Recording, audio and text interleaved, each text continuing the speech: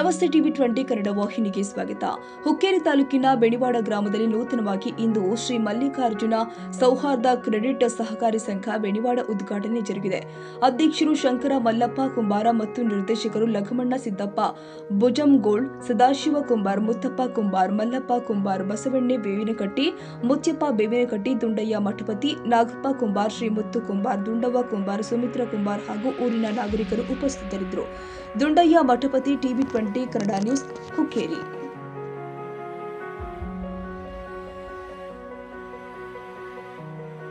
ಓಂ ಶ್ರೀ ಚಾಮುಂಡೇಶ್ವರಿ ಜ್ಯೋತಿಷ್ಯಾಲಯ, ಕೊಳ್ಳೇಗಾಲದ ಪ್ರಧಾನ ಮಾಂತ್ರಿಕರು ಪಂಡಿತ್ ನಾರಾಯಣ್ ರಾವ್, ಶ್ರೀ ರೇಣುಕಾ ಯಲ್ಲಮ್ಮ ದೇವಿಯ ಆರಾಧಕರು.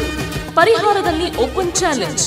ನಿಮ್ಮ ಸಮಸ್ಯೆ ಏನೇ ಇರಲಿ, ಎಷ್ಟೇ ಕಠಿಣವಾಗಿರಲಿ, ಕೇರಳದ 600 ವರ್ಷದ ಪ್ರಾಚೀನ ದೈವಿಕ ಪೂಜಾ ಶಕ್ತಿಯಿಂದ ಕೇವಲ ಒಂದು ದಿನದಲ್ಲಿ ಪರಿಹಾರ ಶತಸಿದ್ಧ. Any problems get 100% solution within one day.